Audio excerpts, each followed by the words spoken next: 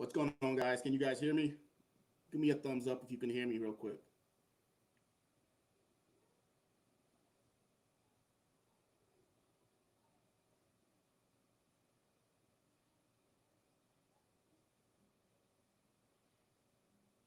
Can you guys hear me in the chat?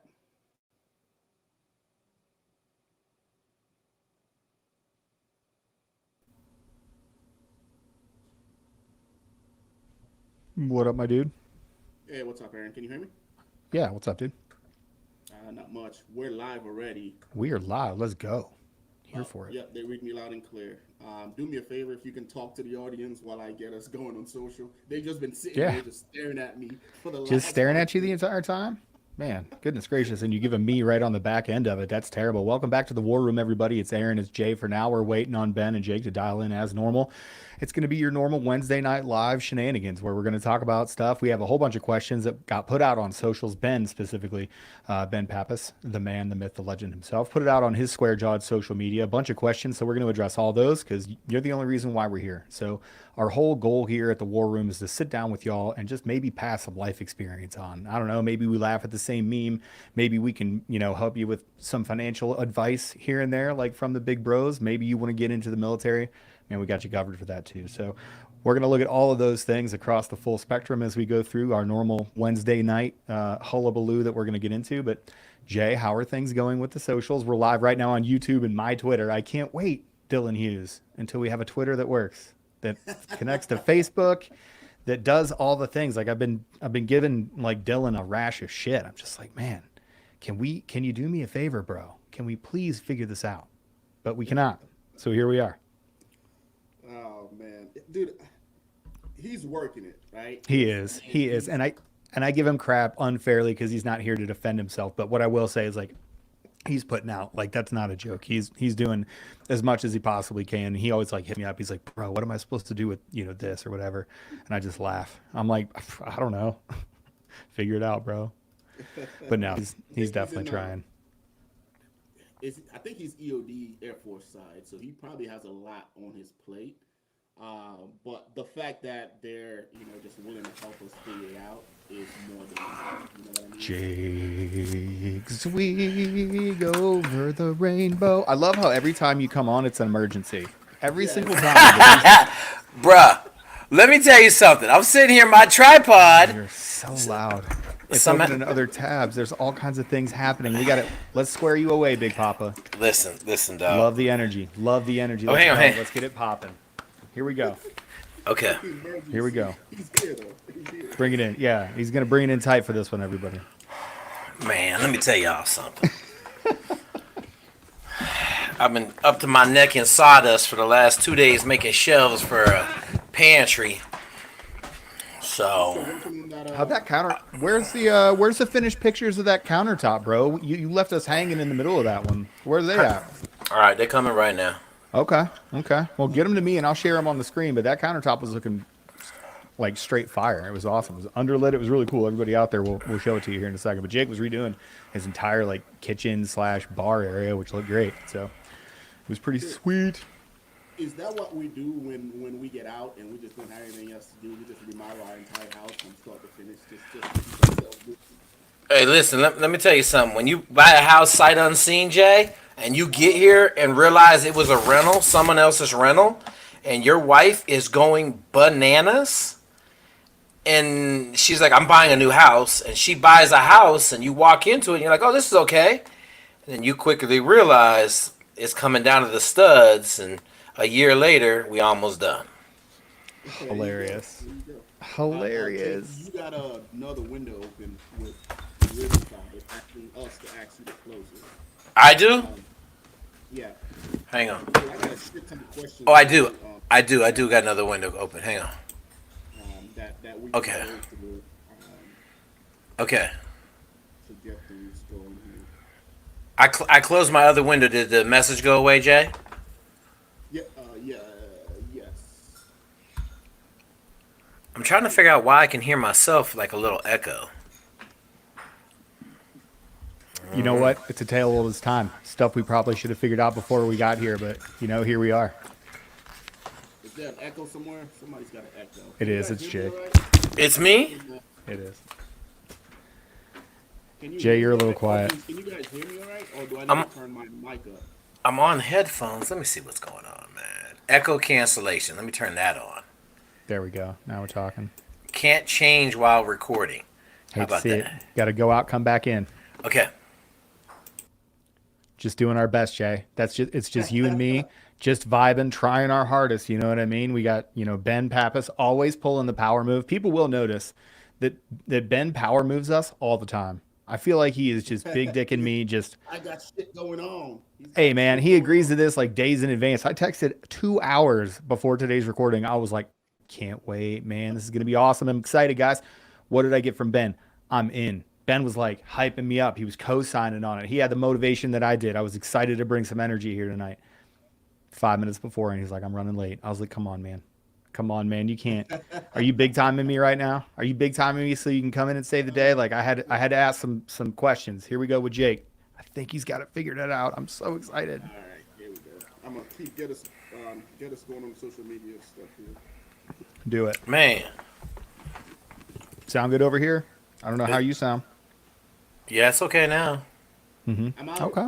Am I loud for you guys? Because some folks in the audience are saying to turn my mic up. Yeah, You you're a guys little hear me? quiet. You're a little quiet, Jay. That's some bullshit. Let me see what we got. Oh my gosh. Oh my gosh. We're doing oh my great. Gosh. It gets better. I don't think I got a good picture of this bad boy. Okay. How is that? All Can right. you guys hear me better? No, we cannot. Oh shit. I look and sound great. I mean, that's just my own personal opinion on this one. Chat, what do you, let's hit a question from the chat up while we're here. Let's go. Aaron Love Hate Club. Hey, just hit me up on IG. Hit me up on Instagram. That's the easiest one. Just DM me. What's up, Loving Life? It's good to see you. How are things? Jordan, thanks for the clap. Let's see. You're in order from quietest to loudest on our screen. That is hilarious. See you later, loudest. Hey, Aaron, we got to talk about the motorcycle crash that I examined and graded We the trauma nurse on his inspection. I'm excited. Hit me up, dude. I got this text message and I was very excited to hear the actual backstory. So I'm gonna frame it for everybody. I get a text.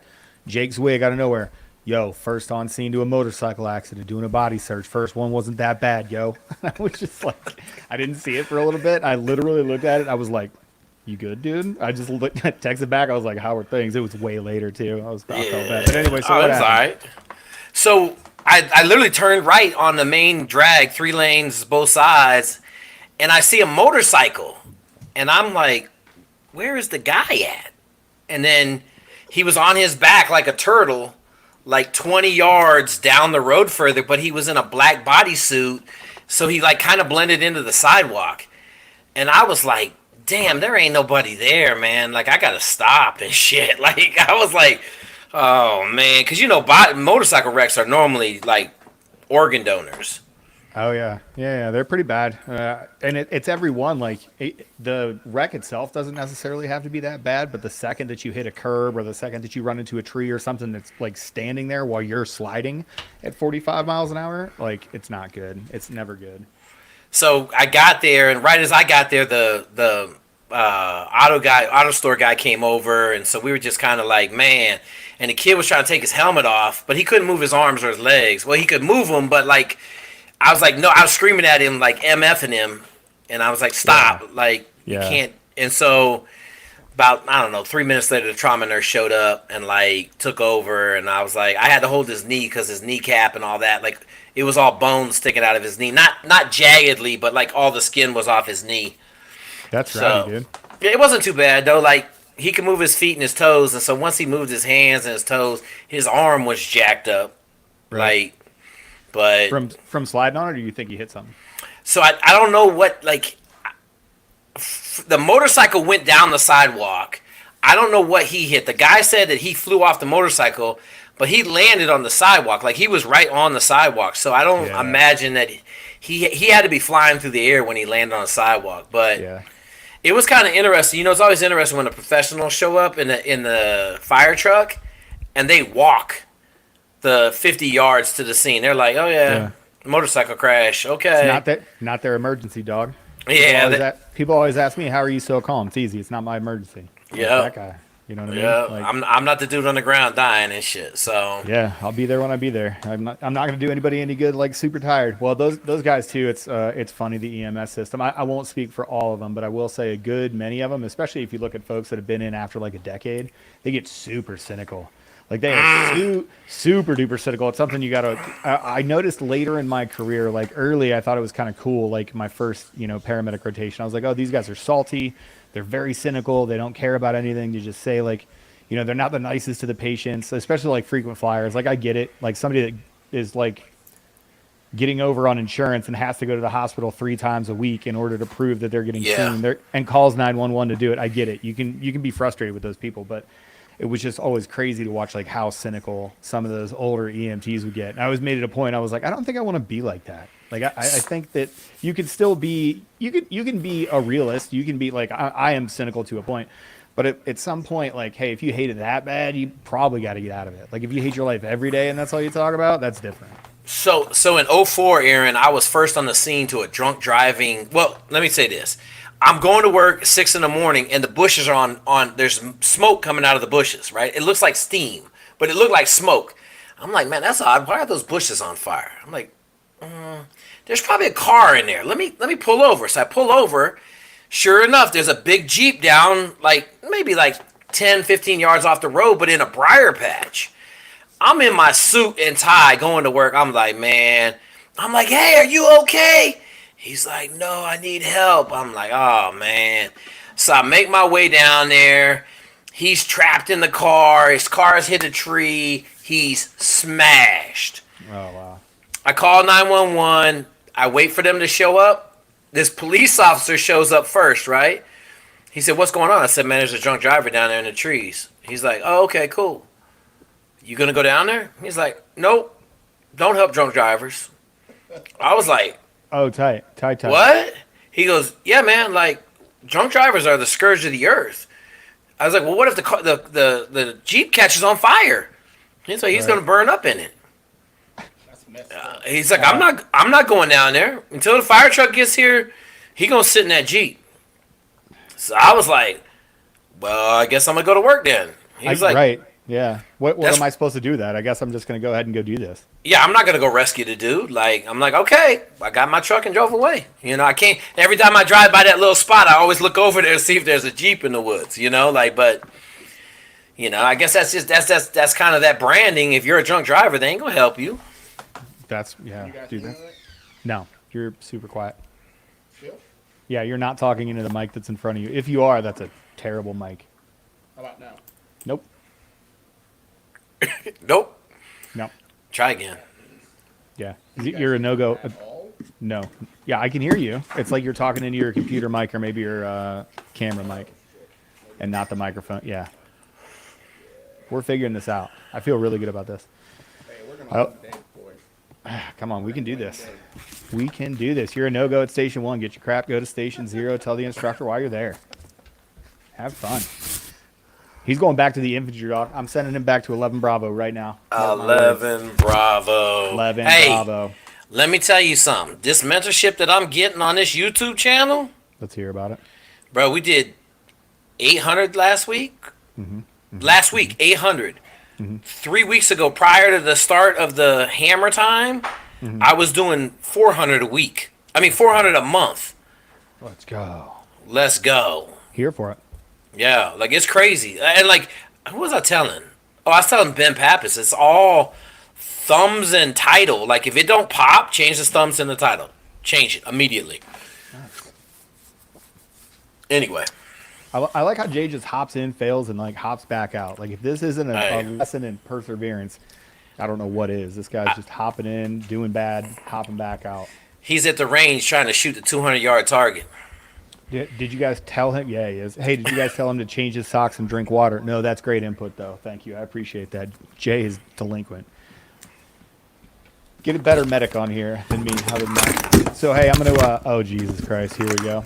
So while Jake is figuring that out, I'm just going to show you guys the home project that we were talking about. I'm gonna share my screen here. Talk us through it, Jake. Boom. So it's a 14-foot by 7-foot island, all backlit. It's quartzite, so it's like a clear grayish white stone. And then, I mean, it looks little, but the cabinets are really big. So the cabinets are 36 inches deep, and it looks small, and it still looks small, but it's a massive island, and it's pretty cool. Nice. So How about this, guys? much better. Got him. Ladies and gentlemen, we got, it's like what's that movie? It's not. It's the Crimson Tide, the movie, the Crimson Tide. The I know. movie. Vossler, Oh, yeah. you got to get me that radio, Vossler. Like you're Vossler in this joke, Jay. Get the radio up. Hey, Aaron. What? You know the new PJ movie that's out with the PJ and the 3 guys working for Ground Branch go down to some South America dude to kill some dude? It's like silent something. Like he's Yeah. He's behind enemy lines, and like they're right on top of him, and they're like, "Shh, be quiet." Hang on. And he's I'm a going through some shit. pararescueman. No, we'll have to Yeah, somebody yeah, pull the it's- trailer up. I have no idea what we're talking about. That'll be a good one. I don't watch military movies. I just saw the previews. Finally, Jake. He finally. Did you mute your microphone? That's good. It sounded so much better. It was finally quiet inside of my head. Yeah, so I Just saw for the a second. preview, Aaron, but I never really followed like up as far as looking into it. But I did see it, and it's your typical military movie. You can't really. I hope so. I hope there's just a PJ. I hope he does like stereotypical PJ stuff. Like they try to get him to go to work, and he's like, "Nah, dog. Today the vibes are just too good." Like the Cocoa Boys are like, "Nah, dog. It's knee high and glassy out there. We're gonna go surf." So you don't go. I don't think there was any PJs advising on that movie because it Oh, just Ben looks like Pappas. your typical cringe Does It- it? military Get movie RJ where you're Casey. like, why in the world are they in this situation to begin with? Aaron, it's the land of bad. No, And I actually think he's Oh. it's Tac P. Is it Tac PJ Tac? Too, Yeah, right? Tac P. I apologize. Super I bad. It was J-Tac. thought it was okay though. Like it wasn't too. Well, yeah, honestly- it was kind of outlandish, but it wasn't like John Wick outlandish, you know. But the best Jo- part is how they just added that guy into the JSOC team out of nowhere. You know? Oh yeah, he never even been on deployment. He was just like just showed up. Yeah, man, shit you're with happens, us now. How is John Wick just crushing it? Every time I see one of those movies, I'm like, this is so bad. But Bro, yet that it's movie so is good. loved by Fight. everybody. Have you Fight seen him your shoot in real life, fun. Dude? Have you that- seen- Yeah. Keanu Reeves gets after it at 3 guns. bruh? He I'm gets like, after it. Hey, that so there's a video of him. I'll pull it up here. There's a I video think of him it's doing. Terran Tactical. Yeah. Yeah, Terran Tactical. But there's a video of him running 3 gun, and he clears a shotgun malfunction, which is no easy feat. And I mean, just slick. I'll find it. Talk amongst yourself. Hi, Ben. Hey. Talking movies today? How are you doing? How are things?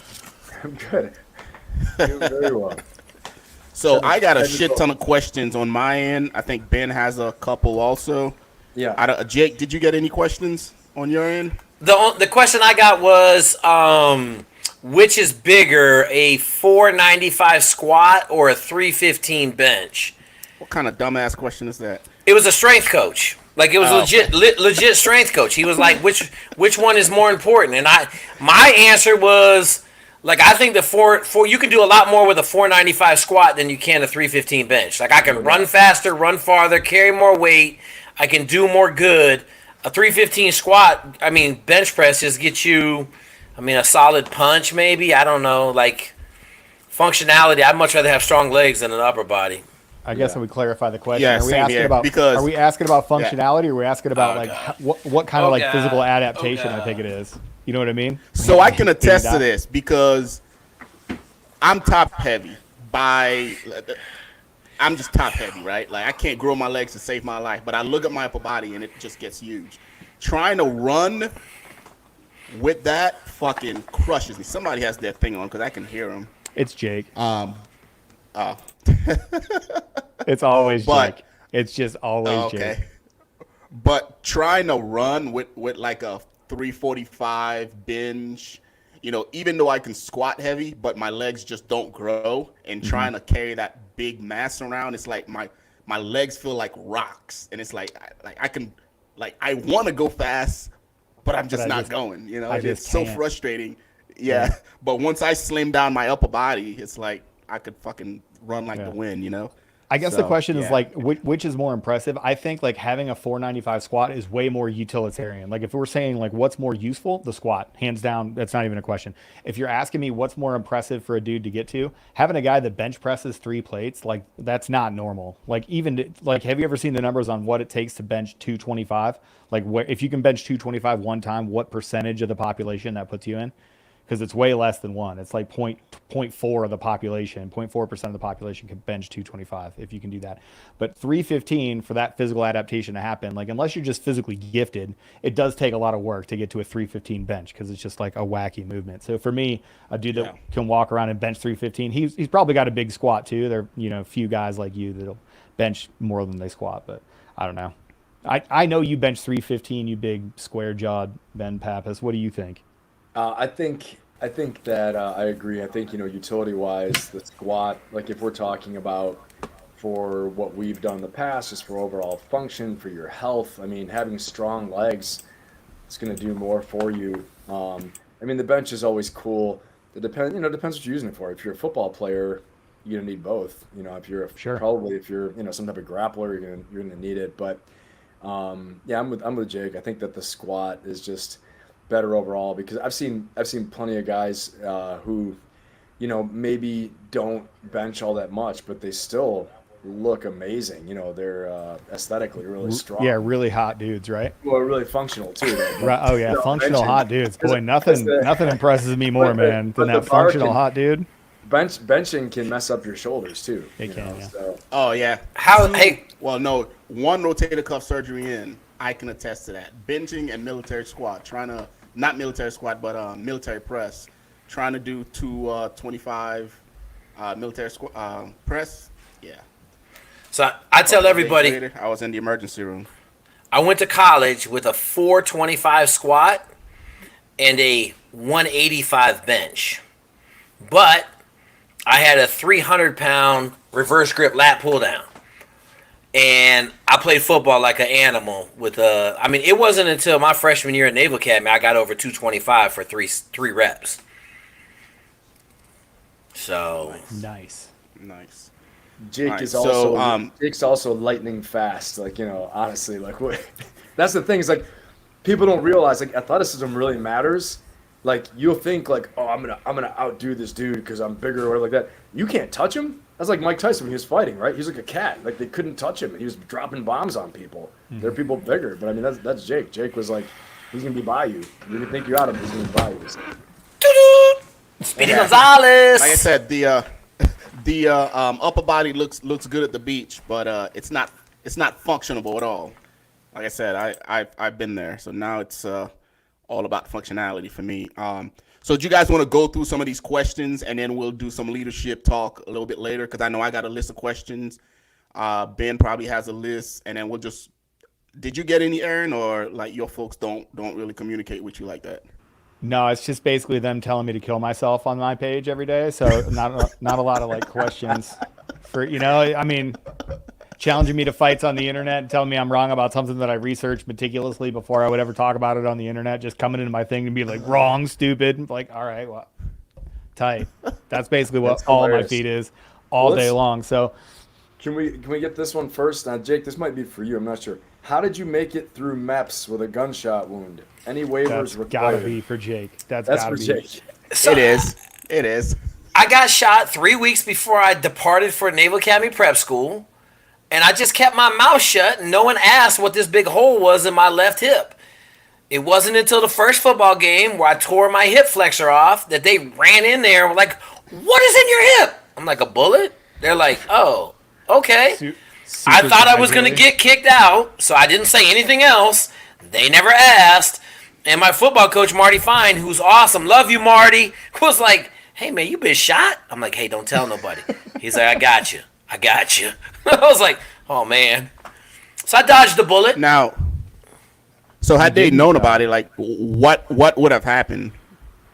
Jay, if it was any time probably past 2000 when they had the internet, there's no way I would ever got there.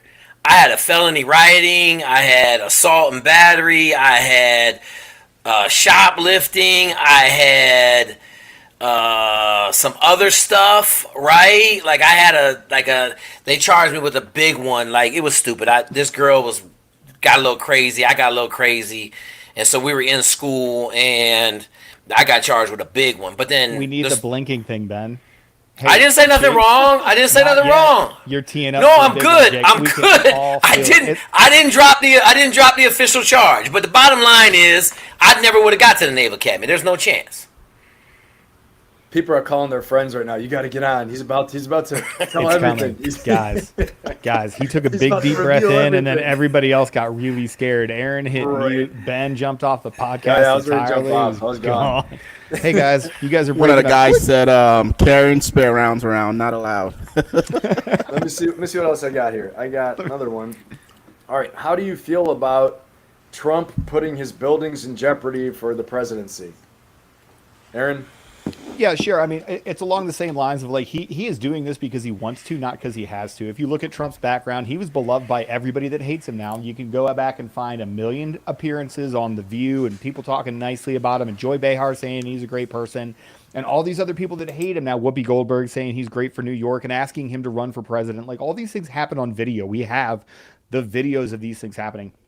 To watch Trump go through all the crap that he's had to do and the vilification of not only him but his family and Barron Trump and Melania, who didn't ask for any of this. She's had FBI agents literally rummage through her underwear drawer. He didn't have to do any of this. So of course, when he lays this stuff on the line, or he continues to walk through lawfare, Jack Smith just dropped new indictments today for a trumped up charge that the Supreme Court said it wouldn't support. Clarence Thomas wrote in his concurrence, he was basically like, this is completely untenable. So Jack Smith is like, oh, okay, we'll just try to charge him in these document cases again. The fact that he goes through this, I think it speaks to his character. And I think you can see that somebody had a good point. I think it was Dave Smith. Like in the moment, it can't be denied that Trump reacted courageously to his assassination attempt that we've just memory hold, by the way. I'm going to continue to talk about it because it was the biggest political event of our entire lifetime. So a United States president was supposed to have his head exploded on stage in real time in front of the American public, and we just forgot about it. It wasn't even a month and a half ago. So, to watch him stand in that moment and say, fight, fight, fight, and be, almost defiant in the face. He didn't know if he was going to get shot again. The Secret Service was doing a terrible job, which we covered. And to look at that as part of his character, I think it fits if you're willing to get away from Trump derangement syndrome and just look at the guy. Look at the guy on paper, right as accomplishments sound, be like, was almost assassinated, always talks about the American public and how he will always fight for them, says, hey, they're not coming for me. They're coming for you, and I'm in the way. And then you look at all of these policies that, man, the guy's not wrong. He hasn't been wrong his entire time. The Democrats have run this country for 12 out of the last 16 years. Every problem we have is because of them. There was a brief 4-year period where we didn't get into war. We became energy independent. We had the lowest month-on-month inflation. Inflation was at 1.9 in 2020. Okay, in February 2020, it was 1.9%. What happened? I can tell you what happened, or at least I can correlate to when it started. So to look at all these other things, to button it up, him putting his hotels and his personal brand on the line, everything that he owns, it fits right nicely with what it is that I think he is now. He is a true patriot. He is fighting for the American people in some form or fashion, but he's still a politician, and I don't trust any of them. So that is what it is. He's a good tool for right now to get conservatives to move the right way and what I think is the best way for the country. And I think him putting his hotels and all of his other personal assets up, it just speaks to his character. We saw it in real time in emergencies in the assassination attempt. We've seen it through his leadership and his prior governance because, oh, by the way, he's done this before. And we saw how the world reacted to him as our president, and that's what we need right now. So that is what it is. I mean, that's some great insight right there. Well done on that. And I just want to make a comment that you notice how my audience has all these questions for Jake and Aaron.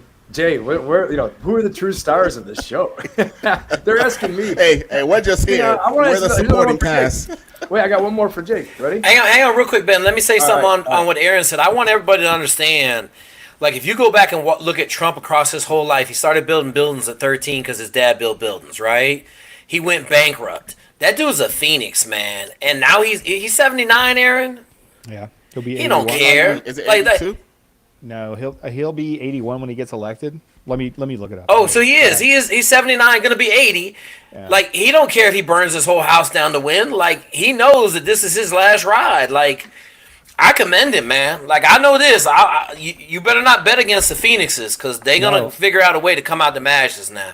I take it back. 78 years old, so he's 78. 78. Now. Yeah, Okay. By the end of his term, he'll be 82. I mean, I'll Yeah. definitely say it's inspiring, right? And I mean, for someone that age, his vigor, his energy, the fighting spirit. I mean, all of us, combat veterans, stuff like that. Like, how someone reacts under gunfire, especially getting hit. Maybe getting shot again, like chaos, and he's not trained. That's something. I mean, that made an impression on me, no doubt about it. All right, He another needs his question. He needs his Modelo commercial. They need to make a Modelo's commercial about him getting shot. That would be Modelo's. I love it. That would be a gangster ass I'm commercial. here for it. I'm here for it. Absolutely. Another Get a question chilada? for Jake. Is Special Forces predominantly whites, or is that Navy specific of Jake's wags? I thank you for the question. I don't fully understand it, but Jake, take it where you want to take it. Yeah. This is what I will say. Okay, in 1998, when I became the 6th Black SEAL officer, there were 2 of us. Then 2 more came in. That makes 4. And it was 4 or 3 until '08 when we started plowing them in there. Right now they got something like 15 because they got some enlisted dudes that went over. So I would say that it is more blackish. So 16 out of 30. Let's do 16 out of 500 officers. I saw a couple Asian officers when I was at the compound, which I was kind of shocked because I'd never seen an Asian officer before. We're trying to debate if there's ever been an Indian officer. I would say this: the Green Berets are probably far more diverse. Now, there are Hispanic dudes in the teams, and believe it or not, there are a metric ton of Native American Indians in the SEAL teams, which is the one that's like, oh my God. But like, I had 4 in my class. There's like probably 100 of those in the teams because of their warrior culture translate to the Navy SEALs. Like, Dunn is 6'4" and ran 5-minute miles and didn't care, smoked a cigarette, laugh at everybody. Okay, so but yeah, I wouldn't say it's blackish. I would say there's a lot more than there were. Jake, you once said a great quote about your experience in the SEALs, but it was likened to something, and it made Oh yeah, it's the only black dude in a Harley Davidson motorcycle gang. That's what it the Hells was. Angels, right? Yeah, in the Hells Angels. I was the only black dude in the Hells Angels, my guy. That killed me. I was dying when I read that. Yeah, man. Very fitting, though. Very fitting. Okay, let's see what else we got. Aaron. How the politicians in Congress were unconditionally clapping for a foreign leader. Mic drop time. God, I don't hate have both of it. So, I mean, it was the same picture to me. The people that were standing there clapping like seals for Netanyahu were the same people that were displaying the Ukrainian flag that many months ago in the halls of Congress, and they were clapping for him. The same thing. I don't care. It's both sides of it. I have zero tolerance for it. It should never freaking happen. I don't even know why we allow foreign dignitaries into places like the House and Congress. Like, you want to come, you want to have like a talk with the president, okay, cool. But coming and speaking to our governing bodies has never made much sense to me. It's part of that pomp and circumstance about DC that I just hate. Like, I just really dislike a lot of the ritual aspects of it. And when I say ritual, it's like, these people come and talk to us here. There's all this, forum and like quorum you have to do inside of the House. And like, you can act out, like you have to give somebody your time to talk. Like, we have all these dorky rules that we put on top of it. And like the State of the Union and having foreign dignitaries address our Congress, it doesn't do anything. It's just a waste of time. Like, there's no point to have this. Like, let's have cleaner communications and a better functioning government. But to have somebody come in, they did a comparison, like at Lincoln's State of the Union or at a Lincoln speech. They basically counted how many times the audience clapped, and it was once every like 40 seconds or something or whatever.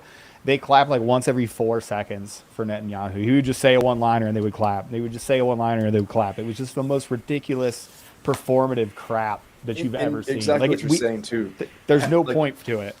in my own personal experience too, I've been a diplomat, so I've been, seeing the representational aspect of that, and that's exactly what Aaron's saying too, the performative aspect, the performance aspect that, even if you don't like it, we're doing this as a policy to show support for a policy that my party's backing, we're supposed to back.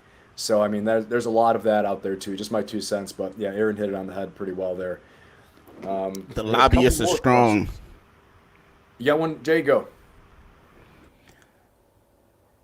Oh, you want me to go through my questions? I was going to wait till you were done. I was just saying that the Israeli lobbyist movement is strong in D.C. Yeah, so no, they got to back 100%. them up. All right, ready for this next one? But I did want to add a point to Trump before we move on. Could you imagine? Because I always link the two, right? When it comes to special forces operators like ourselves here, like the amount of conviction that we have and the amount of resiliency that we have. Like I always link it to like a CEO or a high performative business guy, like a Donald Trump, right? I'm like, man, I can easily see that dude in the foxhole just getting after it like a fucking madman. And to see him do it on the civilian side as the businessman now as a candidate, it's like, man, like to Jake's point, like you always want to look for mentors that are light years ahead of you. I'm like, man, when I'm 78, 79, Dude, like I wish I still have, like I want to have that dude's energy still. Like I hope I'm still in a good, like I'm still in good form to perform like he's performing right now. Yeah.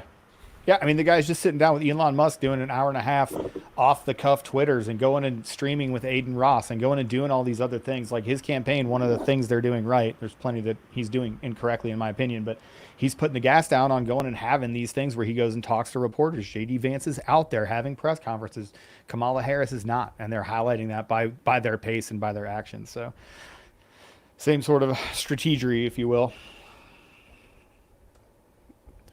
All right, you got any more questions, Ben? He's muted. It's great. sorry, I had to answer a quick phone call there. Very important phone call. More important than you know. All right, check it out. So the next one is this. Let me see. Jake and Aaron. I love that. Great crossover. Yeah. Panic attacks. Jake and Aaron both mentioned having them. Curious about their coping methods. Alcoholism? I don't know. Jake, you want to go first, or? I mean, for me, I had to go to Al-Anon. Like Al-Anon crushed all of my panic attacks. So I went to a 12-step program. I understood what I can control, what I couldn't, and then I let the other stuff go. That's probably my biggest superpower on that. I got the oxygen treatment, which I think helped heal my brain. So a lot of times you heard me say the brain PDF.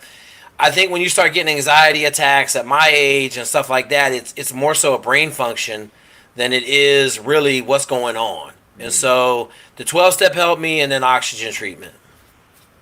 Yeah. For me, acutely in What the was moment, causing them, Jake, if you don't mind me asking?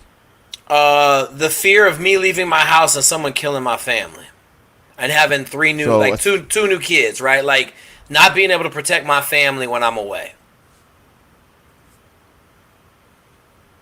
Now, is that from like your upbringing, or like where did that fear come from? Because oftentimes you'll hear like there has to be like some grounded like trauma that causes that. You know what I mean?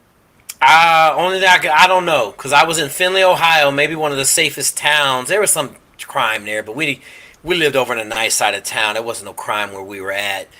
I have no idea, man. I just know it was consuming.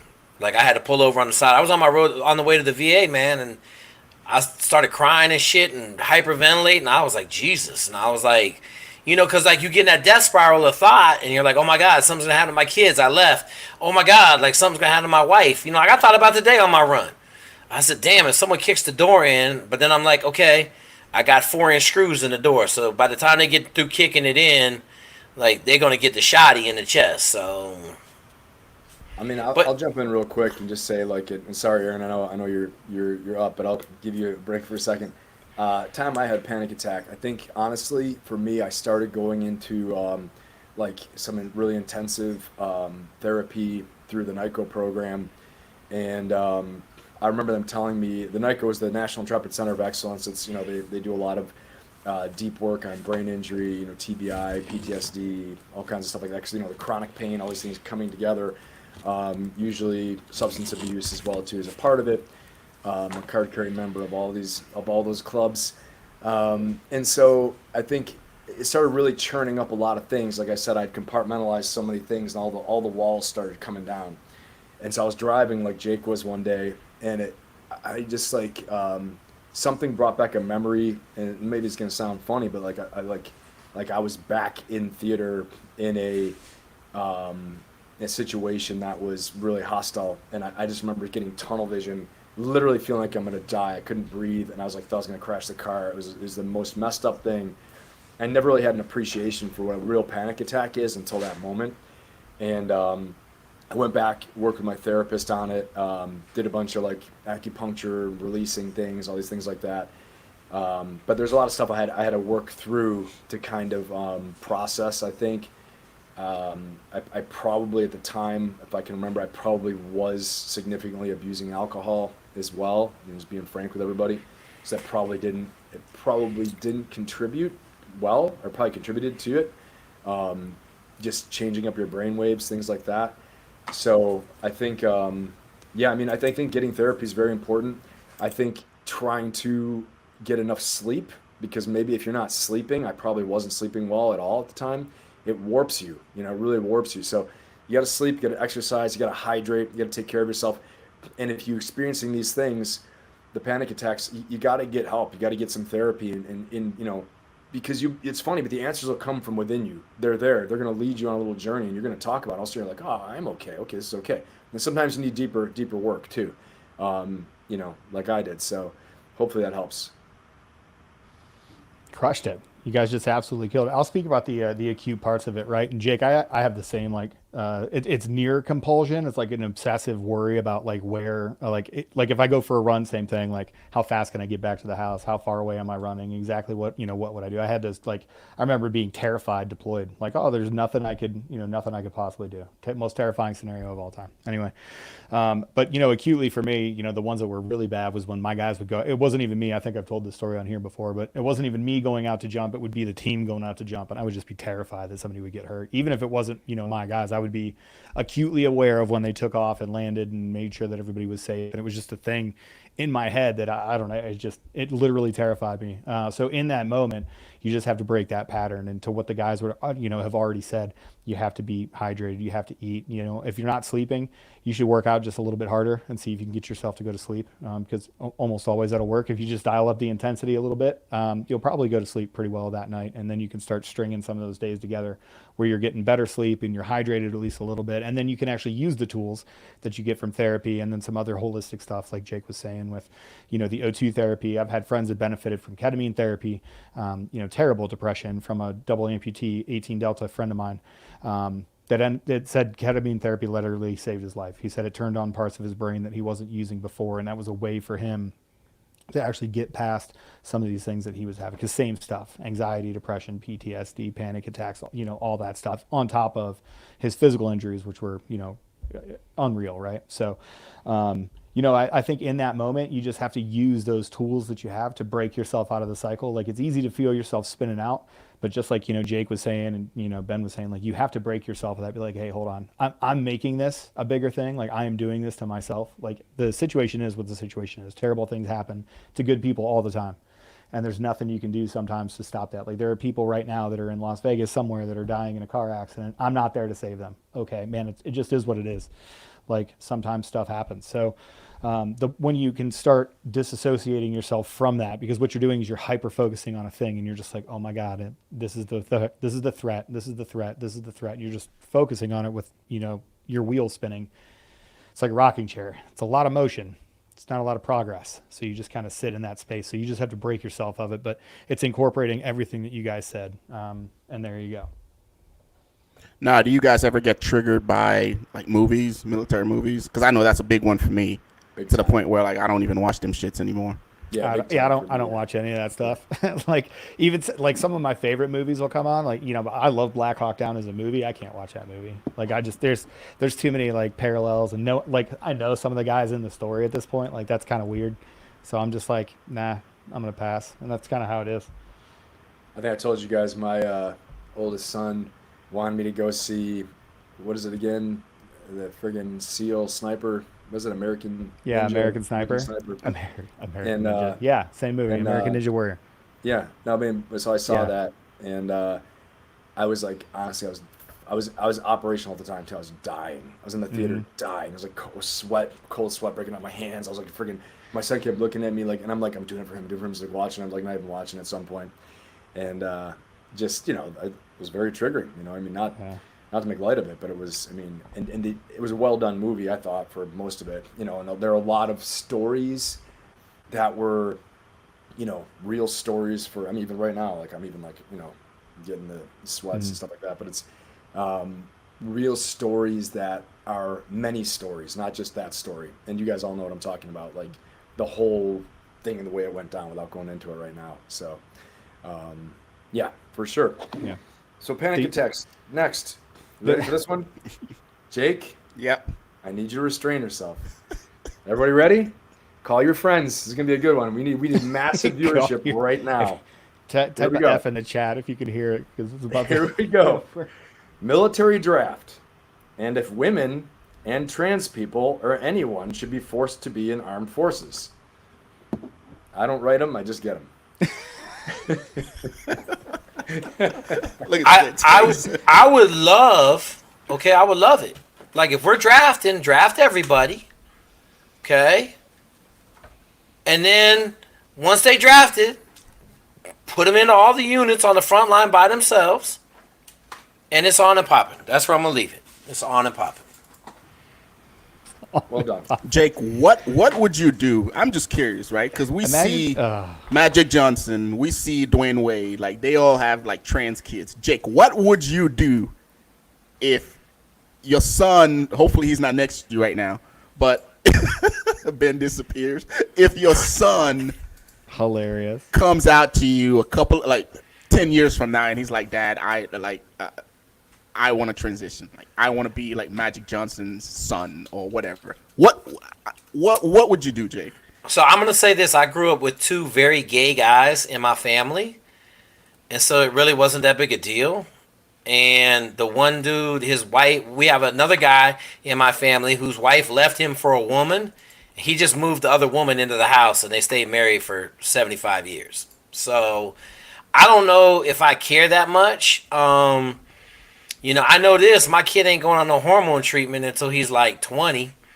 I know that. Like, we're not making no knife decisions until 25 probably. But, I'll say what I'll say. I just hope, that he lives his best life and he crushes it. And at the end of the day, I ain't got no control over that.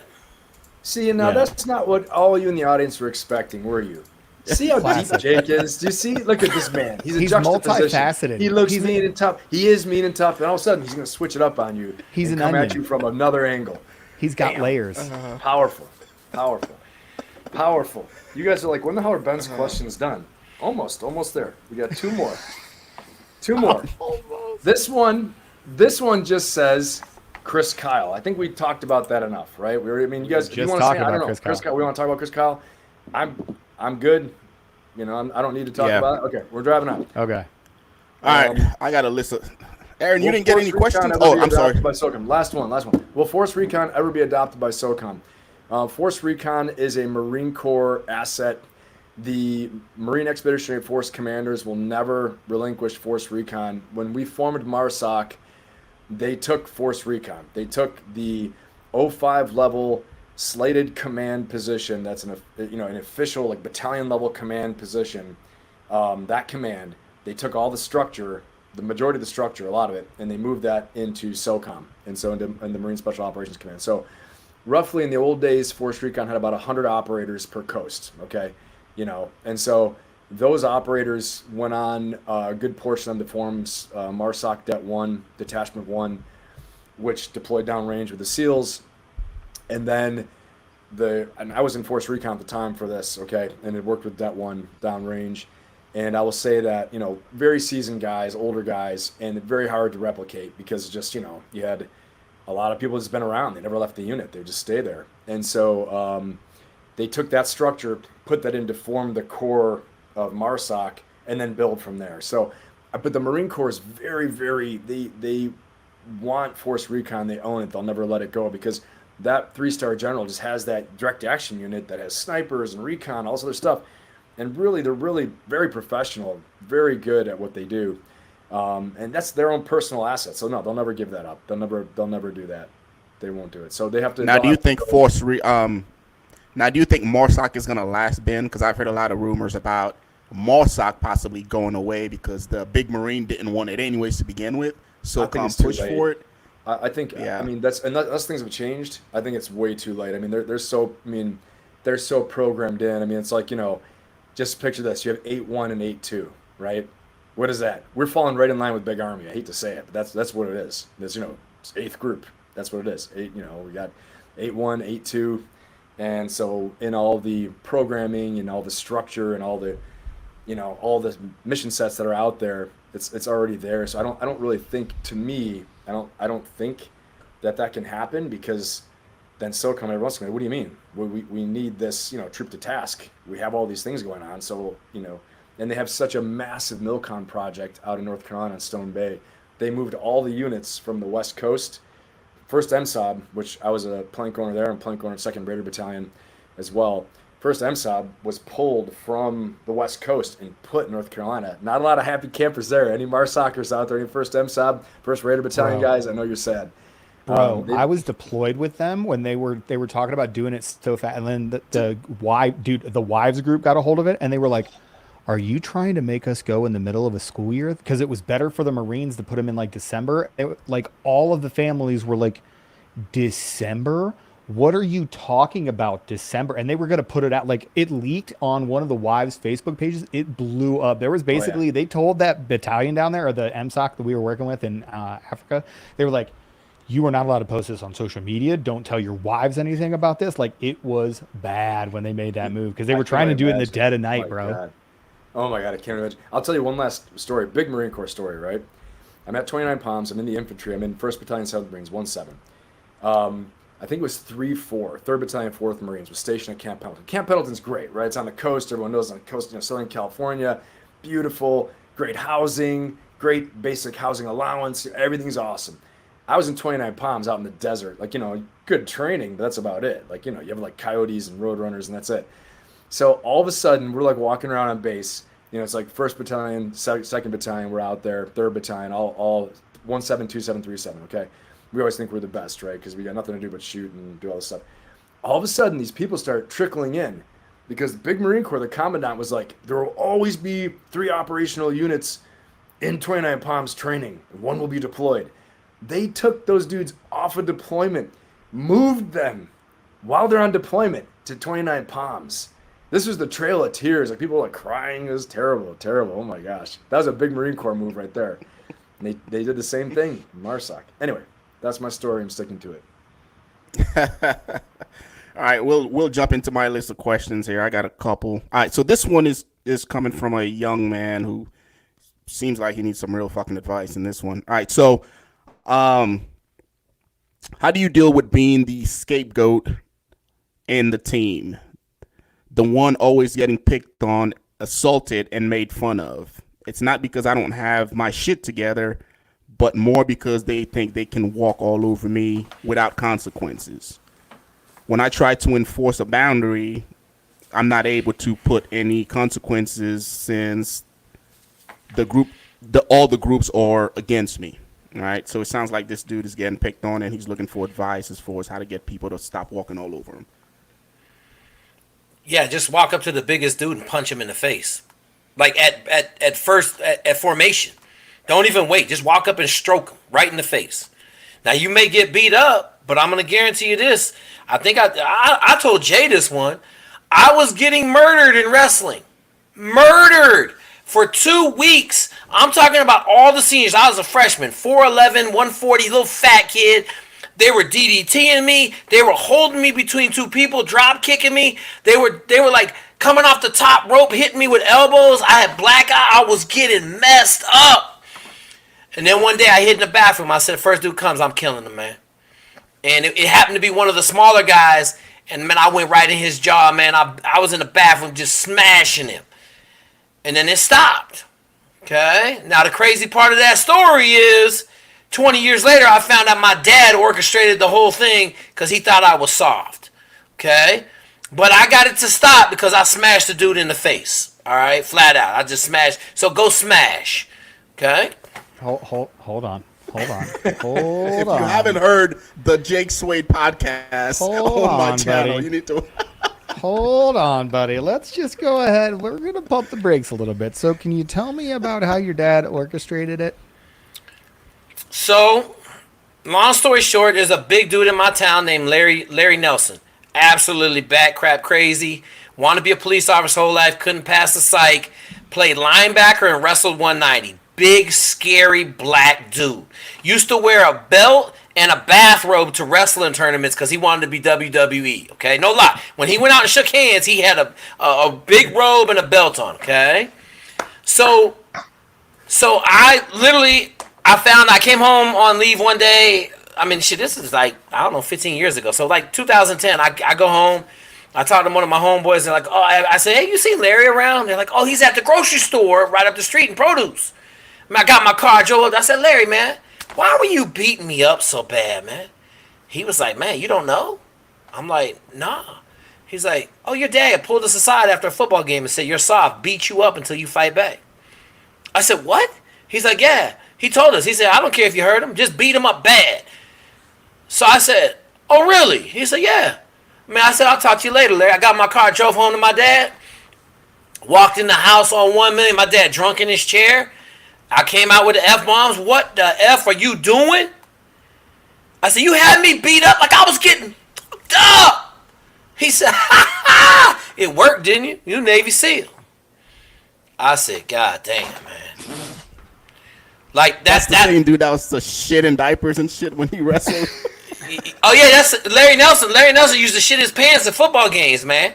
Yeah, he used to shit his pants, man. Larry Nelson was crazy, bro.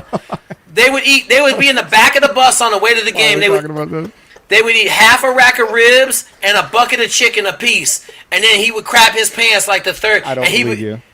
All right, call anybody from on. Stilichon, Washington in the late 90s. Call Let them. me jump in, let me jump in. Stilichon. Some real stuff here. We don't know the context of the advice this young man's searching for, right? The context. What team is it? What kind of team? We're gonna need to. Just What's the reread. leadership situation? Because any basic, decent unit you're in, that's an option, but there are consequences for that. If you fuck somebody up, now you can be facing. If you're in the military, you're going to be facing action, especially if it's someone senior to you, right? So you got to use the chain of command. You got to, stand up for yourself that way too. Obviously, if you need to defend yourself all the way, like Jake's saying. But do it in the moment. Don't go ambushing somebody. Violence will escalate. But defend yourself in the moment. Kick ass. Do all the stuff he's saying. But I think you got to use the chain of command. You got to talk to the leadership. And that takes moral courage. Here's the thing: there's physical courage, and there's moral courage. Two different things, right? So, a lot of the times, we always think we're going to be brave physically, and many people are. But the moral courage to stand up against, shame and criticism, and what are they going to say to me? What else is going to happen? That takes a lot. It takes a lot to have that moral courage. So, I think you got to make a plan to actually use the assets and resources and leaders that you have available. And if you don't have any, go outside of that.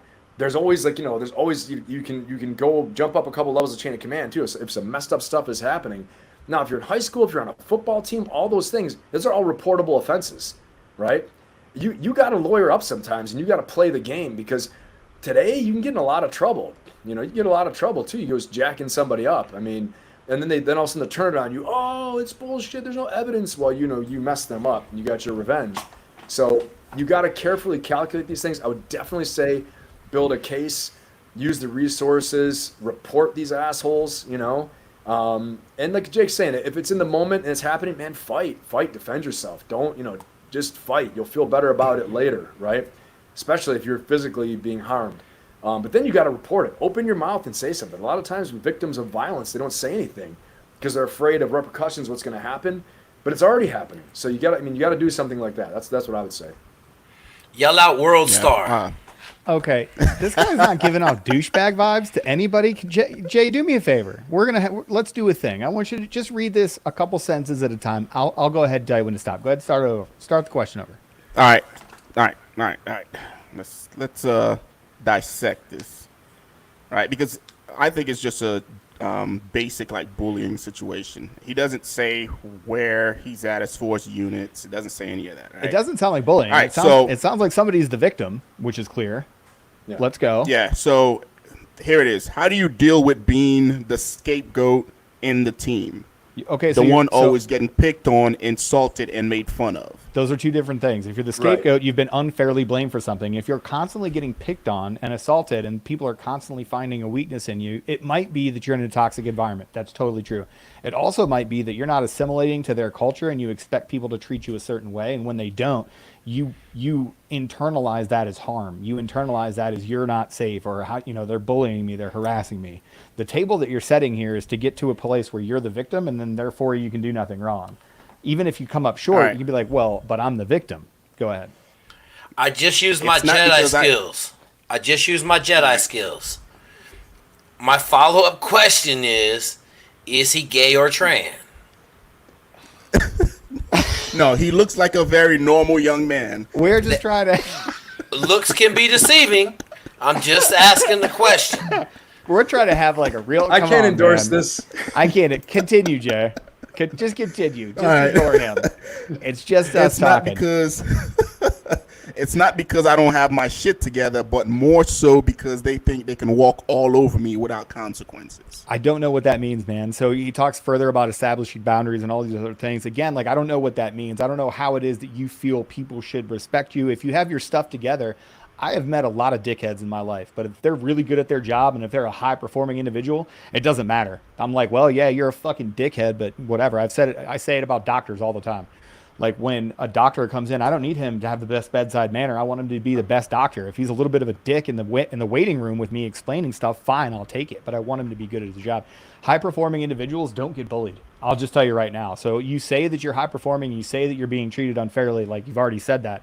Man, high-performing individuals have a lot of leeway, and it's usually in this realm. You can be as eccentric and as crazy as you want. I've had dudes that, like, loved Magic the Gathering and would, like, do adult coloring books and shit. Guess what? They were also crazy good on target, and I didn't give a shit about any of that other stuff that they did in the team room that was oh, I got my shoes resold because I really like this pair of boots. Okay, that's weird, but you're a monster on the X, so what do I give a shit about? You know what I mean? Like, what are we really talking about? So if you say you're a high-performing individual, I don't know. I've known a lot of weird ones, and they don't talk about getting bullied and hazed.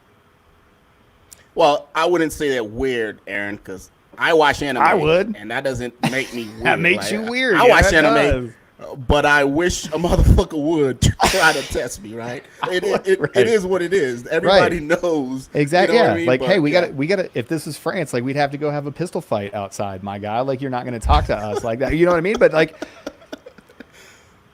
Yeah, but yeah. So hopefully this helps. I'm not gonna say his name. Hopefully this helps you out. If it's in a situation where you just need to leave, then just leave. But definitely don't keep getting beat up for. and maybe no look reason, internally. right? Maybe really look at yourself in an objective sense and see if maybe you are the problem and it's not everybody else. Maybe you're not on an island. But I'll say one thing that I talk about in corporate settings too is for toxic leaders. If you're dealing with a toxic leader, a toxic boss, just what Aaron's saying is that, okay, definitely everybody knows there are the crazy bosses, toxic bosses, especially, in the civilian environment too. These things can happen in the private sector. But you have to also then build a coalition, right? Build a coalition to help work against this person that has coercive authority over you, okay? Especially in the military, very true too. But sometimes this coalition, as you're building it, you're getting an outside opinion. Is it me? Am I the drama? Right? Like Aaron's saying. Is Then it you'll me? know. Am I like, the problem? Well, you kind of screwed up these past couple things. That's what they're getting on you for. And actually, they don't dislike you. They want you to get better. And I'm not saying that. It could be a lot of things. But jump in the chat, though. If you're out there, you're listening to this. If you want to give us some more specifics on it, jump in the chat. We're here. So.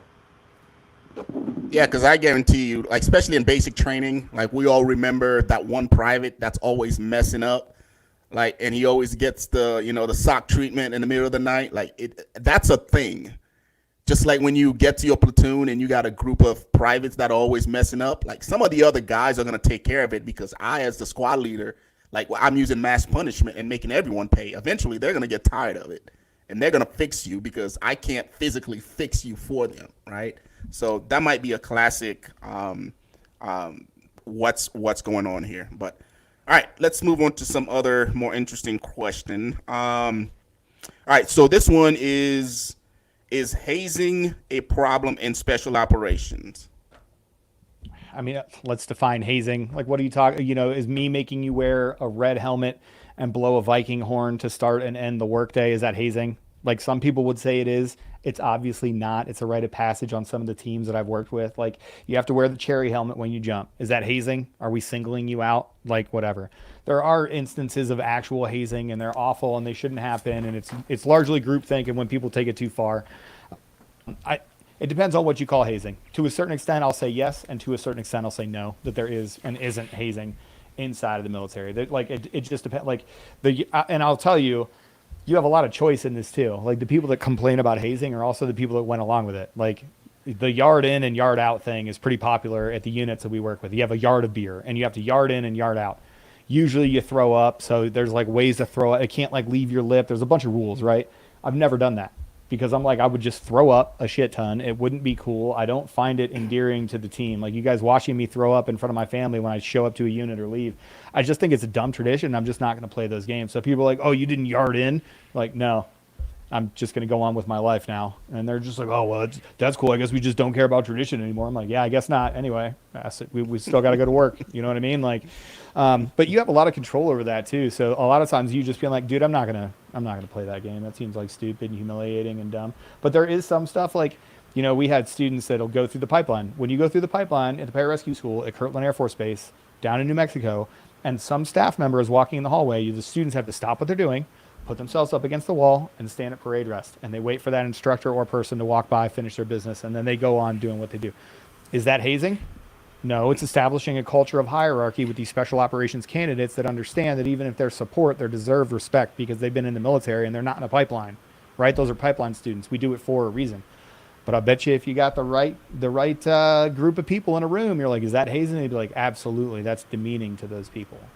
You know what I mean? So I guess define I didn't help anything out. Ben, I'll turn it over to you since you're going to play the officer anyway. I just did it for you. I mean, I think obviously, I think that brings back a lot of memories of like traditions that are out there that they're outdated now. But like blood winging was a big thing, 100%. I got those at the Air Force. I mean, and then like the blood stripes as well as another big thing. At a certain point, and everyone just basically beats you up. Once they hit a certain rank to get their blood stripes, right? But then other things too, though, I think are a little more that are pushing boundaries. Like when you're establishing a standard, a new standard within the unit, and a new culture within the unit, this is a big problem for a long time in the Marine Corps, and they really went to town trying to get rid of it. But separate platoons, separate companies, separate squads, down to the squad and fire team level, and I'm talking the infantry mostly.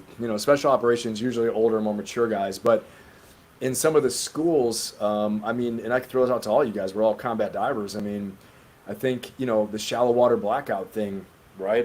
That became almost like they started saying this is a form of hazing. Instructors are deliberately trying to make you get the shallow water blackout. I don't know how you guys feel about that, but I remember that being a big thing where they're like, what purpose does this serve? If they cannot pass the standard, they can't do it. Why are we doing that? We're gonna drown people. They're gonna die. How stupid, So. And and it's I know you probably maybe have mixed feelings about it, but I think the standard's got to be the standard. It has to be performance based. There's a reason for it, culture and tradition to enforce overall performance, and the esprit de corps, all the values we're trying to espouse.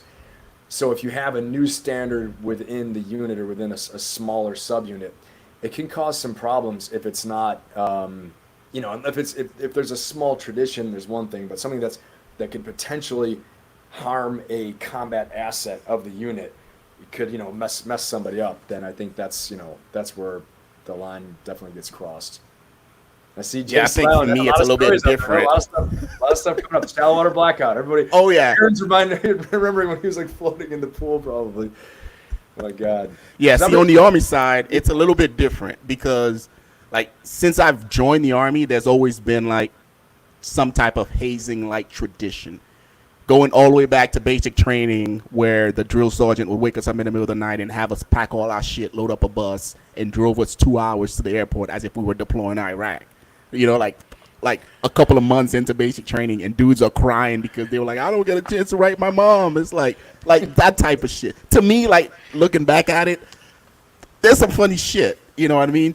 I get to my unit, and as a combat engineer, we had to clear the minefield, right? As a brand new guy, we do what's called clearing the minefield, where all the senior guys would put shots in beer along the way, and we had to low crawl on our back, flip over, fucking drink, and then by the time we get to the end, everybody's throwing up, right? That was a new guy tradition.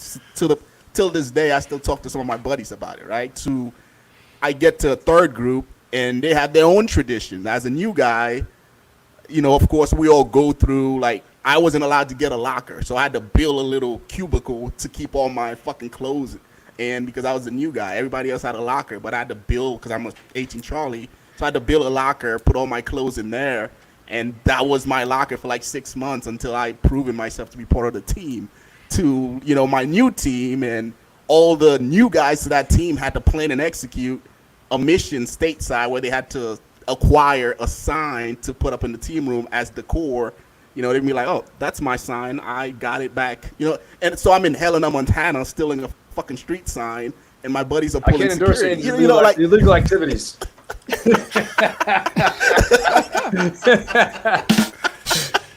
Good one. Gotcha. But I say all this to say, like, I guess there's, there's esprit de corps, like hazing that's meant to make you feel as if you're part of a team. It's no different than football and all. Like, there's a certain tradition, there's certain gateways that you have to go through to be like, oh man, like, I feel like I'm part of this team. And now once you're there, you're almost like a gatekeeper, and you want to make ssure, like, all the other guys coming in, they also earn it. So I guess there's different levels to it in my eyes. It's a shared experience. Okay, go ahead. Yeah, it's a shared experience. It's the same thing we have in selection. Like, I don't know what selection you guys went through, but I know you guys went through one, and I know it was hard. So we can connect on that. But, like, man, we used to do these things. We used to do this really long ruck. And then at the end of it, you would get your team patch. Like, that was your thing. We would do this long overland ruck, and then at the end, we would have a big party. Everybody would drink too much, and you'd get your patch. People loved that patch. They fought for it. They wore it proudly on deployments and stuff, and still have it. Like, man, how many patches you see behind me right here? Like, you connect to it. So it's part of the culture. It's a shared experience that everybody goes through. Like, yeah, it should be hard. Sometimes it is, like, embarrassing. You got to, like, put on a fashion show in front of your teammates of dudes. Like, sorry, it's just funny. Like, that's what we have Kangaroo Court, and we give you a name, and you have to go by that stupid nickname for the rest of your life. Have fun, dickhead. Whatever. But it's, I don't know. Go ahead, Jake. No, the only time I saw hazing really in the SEAL teams is when someone messed up. Like, if you mess something up. So we had a young man leave his gun in the woods in a night land navigation course, and the platoon had spent 3 days looking for it, and he had good old rubber gun for, I don't know, 4 months around his neck, like in the swimming pool, everywhere. Like, Chief said, no, if you don't have that gun, you're getting another month. So, like, it was like 4 months on the, like, we were all over the place. But I want to tell the hazing story because this one's awesome. I'm at the University of Maryland, okay? Jared Gaither shows up, 6'10" and 3/4, ran 4.740 at 340, okay? When I say a large man, I mean a really large man. So, it's my first season, I'm coming in, and all of the offensive linemen got these, like, their foreheads are just road rash, big red, one dude's eye is all swollen shut, like, the whole starting offensive line is destroyed. I'm like, and so, as a new dude, you just walk through the locker room, you don't ask no questions, right? Like, we had to walk through the locker room to get to the little GA locker room, and so I get upstairs, I said, what the hell happened? They're like, they tried to cut Jared's hair, man, he beat all of them up. I was like, what? They're like, yeah, he beat the piss out of all 6 of the starting offensive linemen. Beat the piss out of them. They were trying to get him together. He beat 3 of them couldn't practice the next day. Like, 3 of them had knots on their heads so big they couldn't put their helmets on. So anyway, that's a funny, like, D1 football That's another story. tradition. That's another tradition that we had in my old team. If it's your birthday, we shave your head. Oh, So man, that's a you thing. guys are shaving heads. We would tie you to Oh, a backboard dude, and you get, like, paint dude. bellied and shit. Like, that was never a good thing. You shave people's heads. Dude, I was the worst. Like, once I went through my, part and became like a senior on the team, like, me and some of my, fellow, teammates, we would come up with the worst fucking, just because, like, we loved that team so much, we wanted to protect, like, one of them was a desk pop Nice. the other Good old guys. Despot. Yeah, Like, when we was your would last set Despot? up. December of 2013. Please tell me it's real. Please tell me it's a real thing. Dude, it was fucking funny. But so we bring in this new guy who's like, hey man, like check it out. It's been 6 months. You're part of the team now. Like the last thing you got to do is a fucking office pop. Like he was like, what's an office pop? We was like, yeah, you got to go in here, grab the pistol that's gonna be on the desk, and we want you to shoot the ceiling. And we're in the company, you know, and you could see his face. He's like. It's like, let's go. So we walk him in there. The entire team is around the table, like nice at the round table type deal. Pistols on the fucking desk. What he didn't know was like we took out like it wasn't really loaded. We had like a paintball round in there. So he walks in there. He's like, fuck it. He grabs the gun and I'm like, oh. he squeezed it off. He shot the ceiling. Everybody's like, oh, we didn't expect him to do it. Why would you actually? We didn't do expect him to do it, right? We expect him to have some common sense and be like, I'm not going to do this. Like, no, you're kicking me off this team. But it was a win-win, right? Because if he did it, we're like, yes, we can fucking send this guy to do whatever, and he'll do it, right? If he didn't do it, we'll be like, this dude has some sense. Like, he can be a voice of reason on this team if we need to hear some common sense, right? That guy's not but a no, voice dude, of he walked reason. in there. No, he's desk popping. You just gotta pull the trigger of a gun. Just go.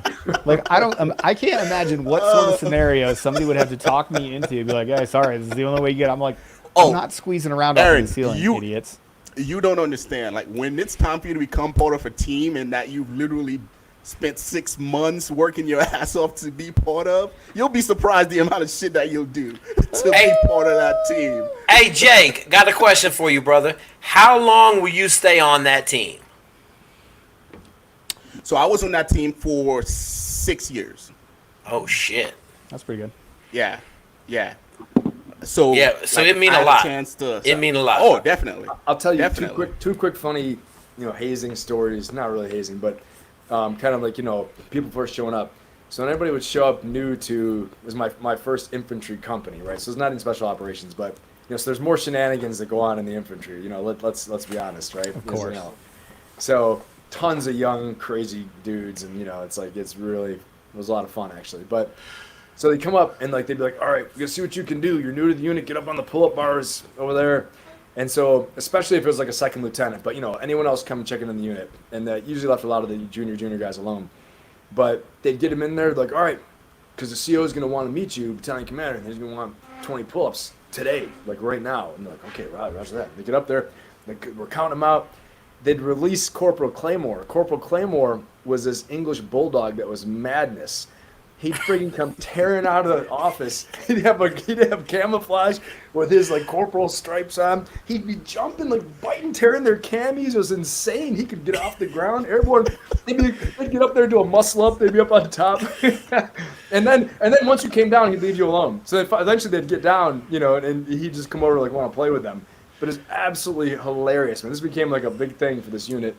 Not to be named, but Alpha 17. Why are you shaking your head, Aaron? This is Just good what the stuff. fuck is going? His name's Corporal Chaos. He just comes Corporal out of Claymore. Corporal He's a dog. Claymore.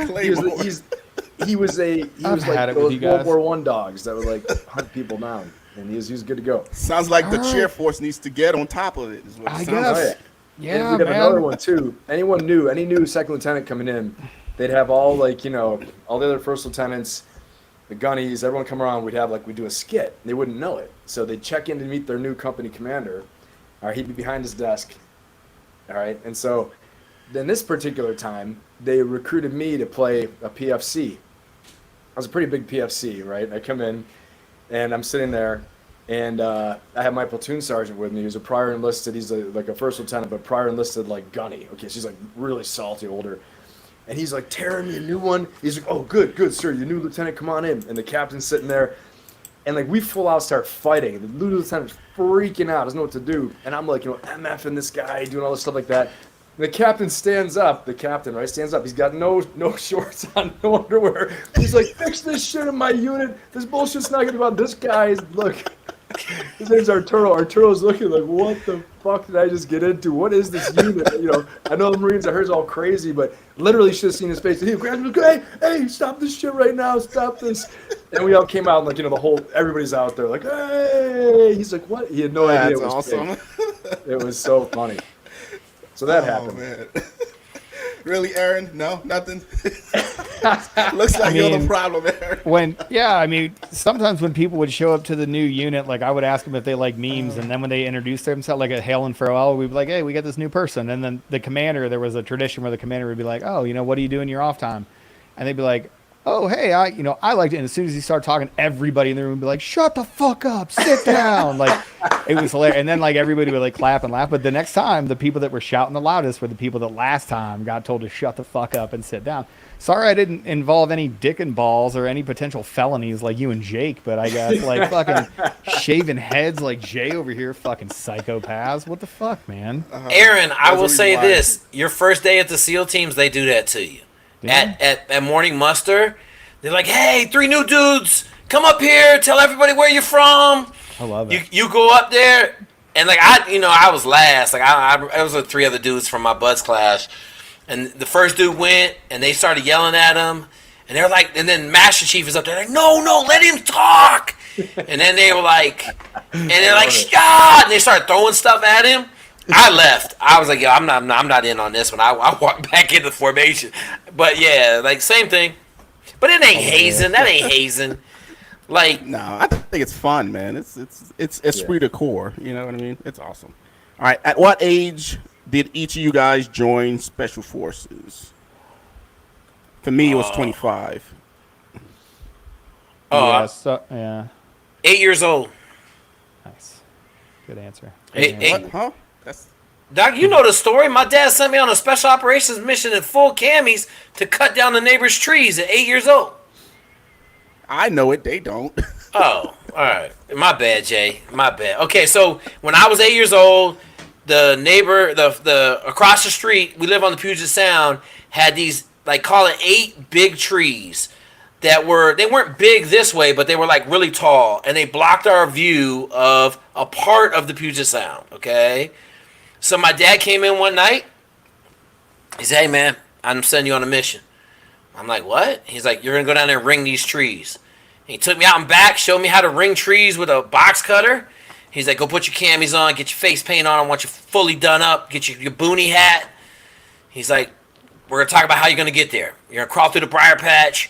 He said, "If anything happens, anybody tries to catch you, don't run home." He's like, "Run somewhere else and then make your way back to the house later." Okay. So then I crawled through the briar patch, like low crawled to each tree, run, like took the bark off the bottom of the tree, low crawled to the next one, low crawled back to the briar patch, went through the briar patch. No one caught me. I came home. He's like, "Great job. I was watching the whole time. No one saw you." Great. I approve. Good job. Yeah. Then the trees died. They had to come Yeah. cut them down like 6 months later. So, Nice. Nice. yeah. That's awesome. Aaron, Ben, what age were you guys? I went through the pipeline at 26. So I started in the spring of 2006, and then I graduated the pipeline in 2008. So I was 28 when I got to my first team. I was 30. So Actually, some good age to go through, like your late 20s or mid 20s. You know, like that's at least like that's when I felt like more mature, and I was physically matured also, right? Yeah. So that's actually pretty. Hopefully, this person is asking because he's trying to figure out at what age he should go. They ask us all. It's the most annoying question that we get on the page, and it's like, "Oh, how old is too old? What advice do you have for old guys?" I'm like, "I don't know. Don't be a bitch. Like, what do you want me to tell you? Like, I don't have advice for you being an old guy. I went through it like 26, 27, like the entire pipeline. I had a infant and a toddler. Like, I don't know what to tell you. I had 2 kids under 3 years old. Like, I was older. I had done it before. I failed before. I was a cross trainee. Like, I don't know. Like, there's no freaking, like, there's no magic I would sauce to definitely- it. I'll definitely say, you know, like IT band stuff is Yeah, real. like, yeah, drink Young more men's water, game, get more sleep, you know, eat. Like, but- you can't, yeah, all that gotta- stuff. But Yeah. HGH. Right. Yeah. If you're not Sure. trained up and you're not hardened to it, and you haven't really done some real, you don't have like lifetime fitness events, Right. like, you know, under you, you're gonna be in trouble. You know? those are the people that it's hardest to tell. I'm like, well, I don't know. What's your background? Have you been doing like triathlons your whole That's it. life? Are you a Spartan racer? Are you a lifelong like jujitsu athlete or something? And you just Right. decided at 30 to that you wanted to make this move? Okay, tight. Have you been on the couch the entire time? Did you decide at 30 to change your life and this is what you want to do? Because I have a rude awakening for you. Do you know what getting the dog shit smoked out of you is? I mean, I'll tell you this straight up. I had an MMA UFC MMA fighter with me going through training, and good dude, tough as shit, awesome at everything, all the ground stuff, awesome at anything, like even swimming, good at. Now we got down to combat dive school, right? We're all matriculating together. Mask fin snorkel, man. They started like sharking him, couldn't do it. People don't. That's the thing is that there are a lot of tough people, but you can't in survival shit. You can't be tough in water. I'm sorry. You got to know what you're doing, and like you can if you can float and you're comfortable in water. But if you're getting sharked and you just don't know what to do, you can't respond to it properly. When you start getting water filling up all in your lungs and your throat and your nose, and you just think you're dying. Somebody's holding you under. Yeah. And this was a tough ass dude, man. And it's terrifying too. First day one. There's no like, there is, people ask me like, what was the difference going back the second time? So obviously I was a little bit older. I had some life experience behind me. I know what a military, I'd been to like SEER school. Like I've been in some pretty intense training events, right? Where I'm able to step back a little bit and go, okay, this is training. Like I was airborne qualified before I went back to the pipeline. So like, I'd had a little bit of that inoculation. Even then, when you get sharked, even then when you're underwater and you're fighting to get to the other end of that pool and somebody's physically holding you back, it is hard to remember that that's training. 'Cause you feel like you're fighting for your life. Your stress is through the roof. You can't like punch the instructor. You just got to try to make it, man. And you feel like that is it. Like that is the water being the great equalizer. Like I've seen really, really strong, really tough dudes just absolutely be like, you know what? Not for me 100%. Anymore. I'm cool. Because the thing is too, on like missions, I'll just say one thing, and Jake, this is right up for all of us, but Jake especially, always having a foot in the water with the SEALs. I mean, Brave Men, Dark Waters, that's real shit. You're out in the fucking Pacific on a Zodiac at night. Get out of here. Lose your shit out Terrifying. there. I got thrown overboard once. Like, Terrifying. we were on turn. I freaking flipped out. I'm saying like if you Pacific, or you Virginia hit a wave Beach, and you're gone, and you Ooh. don't know what to do. Beast Coast. You're at nighttime and you're kind of fucked. So you can't lose it out there. So this is what I'm gonna say. I was in Virginia Beach, and we should have never went out, but I had an OIC that was an idiot. Sea State 3, and we're doing a SIR observation, so where you measure the depth of the water, you move in every 25 yards, you measure the depth of water, you write it on your little thing, just 1920s like surf op, right? World War II, okay? But it's Sea State 3. It's middle of the night, no looms, no night vision. I can't see anybody. So 3 hours later, I look at my watch. I don't have a life jacket on because I'm in rubber. So in the SEAL teams, if you have rubber on, you don't need a personal flotation device. And I'm like, I'm messing around. I'm like, yeah, this is like, and I swallow some water and I start choking. And then I start getting dizzy. And I'm like, oh, like I tell people, and all three of you know this, you can feel the Reaper when he starts getting close to you. Like as he gets closer to you, you take corrective action because you can feel him there. And so I was like, oh my God. I was like, screw it, I'm done. So I swam into the beach.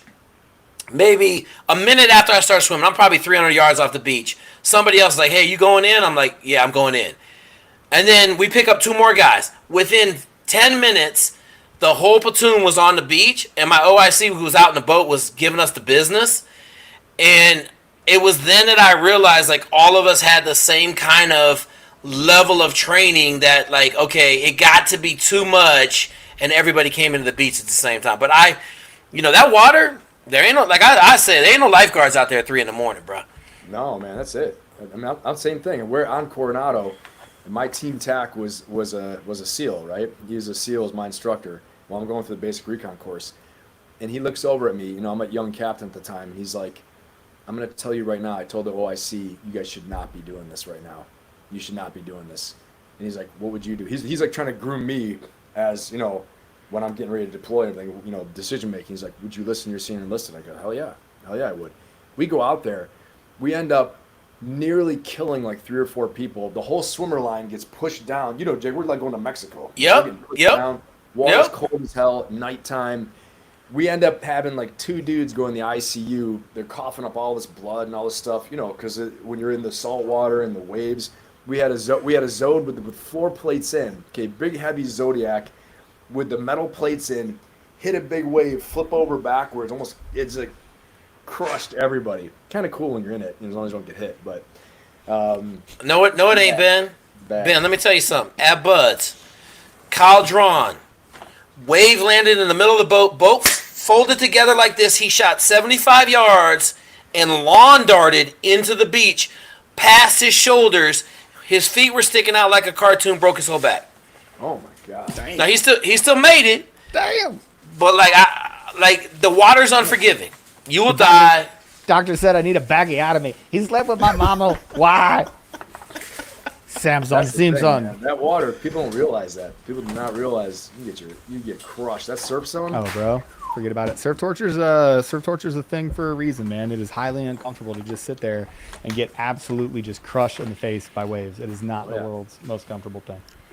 All right, this one's for Ben. What are the best schools to go to become the best Marine Raider, i.e., combat dive, airborne, air assault? Yeah, I mean they're gonna send you to everything. There's so many schools. There's so many different levels. I mean, advanced special operations. All you guys cut me off anytime I'm saying something I shouldn't say. But there's You all shouldn't. kinds of there's all kinds of stuff that's out there. I mean, the thing is you have to get through selection and get there to the team and perform, and then from there, brother, I'm telling you, they're gonna send you to so much shit. You gotta be ready. You gotta be ready.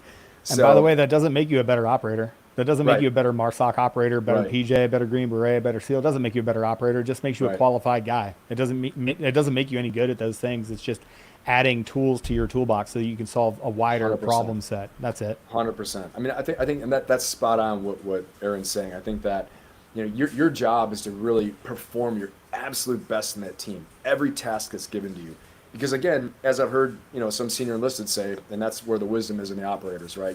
The officers we command things like that, but the real badass operators are in the enlisted ranks, okay?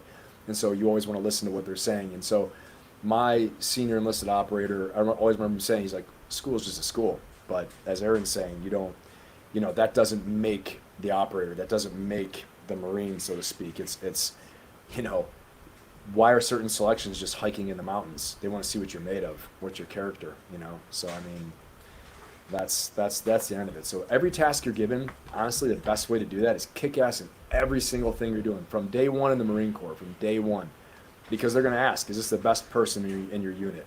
And if you don't get that recommendation, then you might not even get a chance to go to selection. But you got to be I would say, top rated, top locked all the time in your infantry unit, in your recon unit, if you make it into recon. And, at least top 10% then as you're going through selection, so focus on the task at hand. Don't worry about the schools. The schools will come. They will rack and stack you. They're going to do all kinds of stuff to see what you're going to be the best at. And through, individual training course, you're going to do all the stuff you just talked about. You're going to do everything, all that stuff. And your job is every day focus on one day at a time. That's it. And you guys Gotcha. jump in. Yeah. I mean, you obviously just as much as I do, if not more. So say it. All right, we have two more questions and then we'll wrap it up. This guy just wants us to talk land navigation, right? So I'll give this guy my 2 cents as it relates to land navigation, just because I feel this question a lot in some of the mentorship stuff that I do. So when I look at land navigation, there's a reason why every single special operations selections in the world, I'm not sure about the SEALs, Jake, but correct me if I'm wrong, they put land navigation as part of their selection process. I see land navigation as a leadership,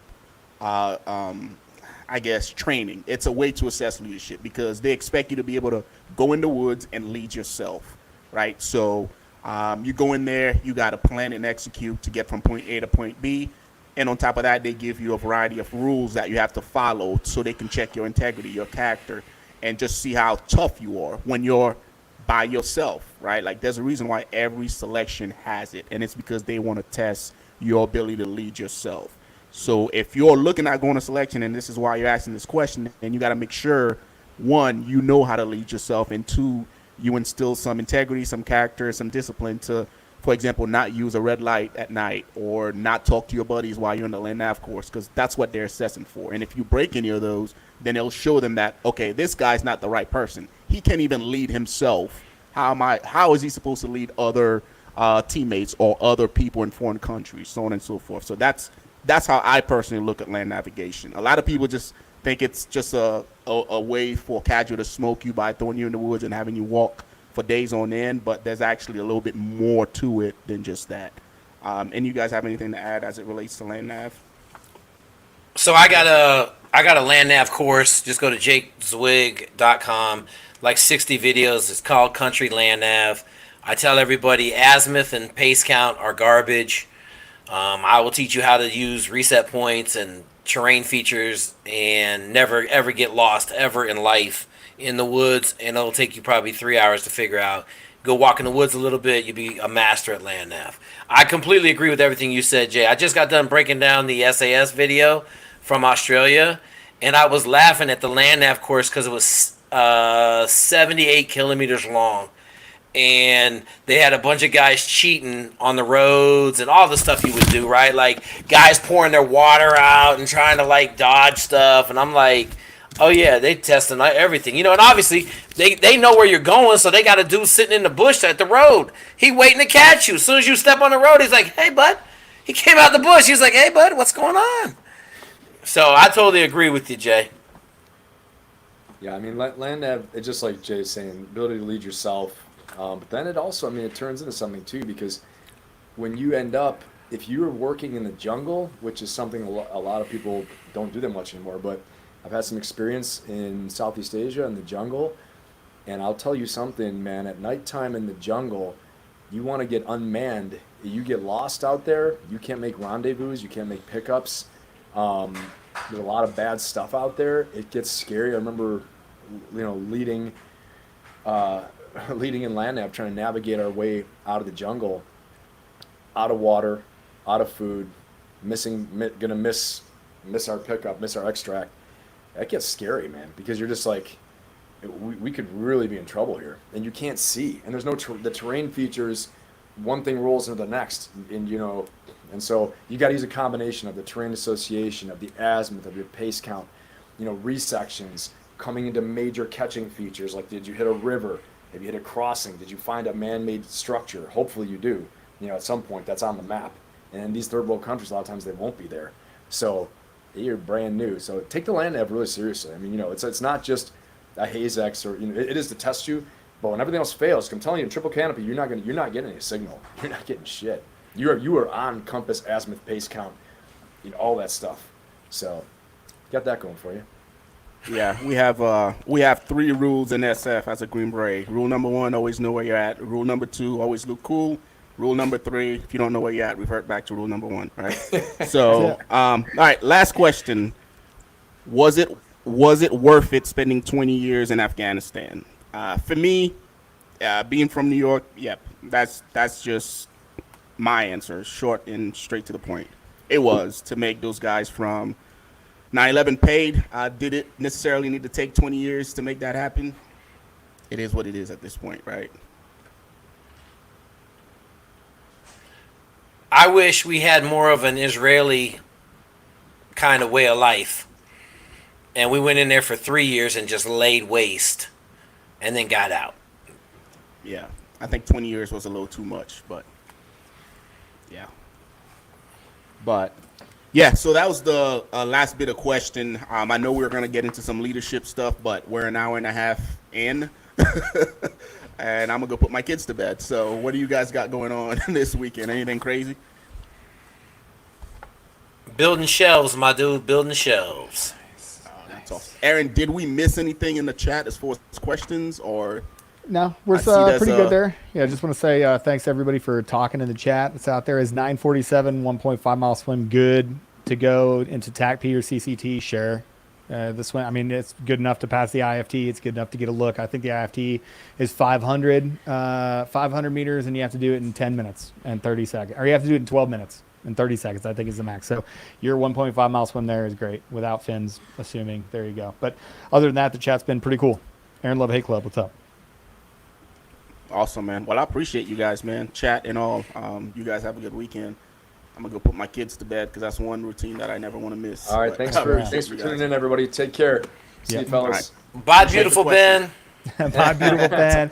Bye. Take care. Bye. I want to hear the movie update, Jay. Movie updates. Oh, so I'm still waiting for the final, I guess, instructions to come in. So they text me and they were like, "Yep, where are you staying? How you getting down there? Clothing size and all that stuff." And it's been black on comms. So I don't know if that in that industry, if that means they decided to go elsewhere or if they're just fielding who's available. When is it? When is it, Jay? When are you supposed It's to in go? September 17th is when they're supposed to start filming. So we're I, still I would call your boy. Okay. Well, I'll call my you buddy boy. had nothing to do with it. This is like a different casting company Oh, altogether. okay. So I would call them. So I would just Yeah. tell you this: anytime TV gets quiet, you're out. Okay. So we just like we were supposed to be gone on a TV show right now. We're supposed to leave on Yeah. the 24th. They got quiet. I told my buddy Tom. I said, Tom, we out. And they called us like we're supposed to find out on Wednesday the week before. I said, Tom, they don't tell anybody you're leaving for a month a week before. We're out. And they called, told us we're out. So just I keep that gotcha. FYI. I would get some answers. Not trying to be proby, but I would just be like, hey, I got some other things on the docket. Like, where we at? And it may Okay. just because they may have forgot about you because they're probably vectoring in a bunch of dudes. So Yeah. That's the thing. Okay. Too. That's a good lesson. That's a good lesson for anything, though. Is that Yeah. the squeaky wheel gets the grease, and then also you got to know where you stand. Don't be afraid to get the answer that says like, okay, no, we don't want you. That's fine. You want to know so you can move Yeah, on. that's fine with me. I Yeah. just need to know. Yeah, that's it. That's it. So So- I think definitely do that little direct action there and ask him. All right, too easy. All All right, right, fellas, take care, see you. fellas. I Lady appreciate out. ya. Sure. Yeah.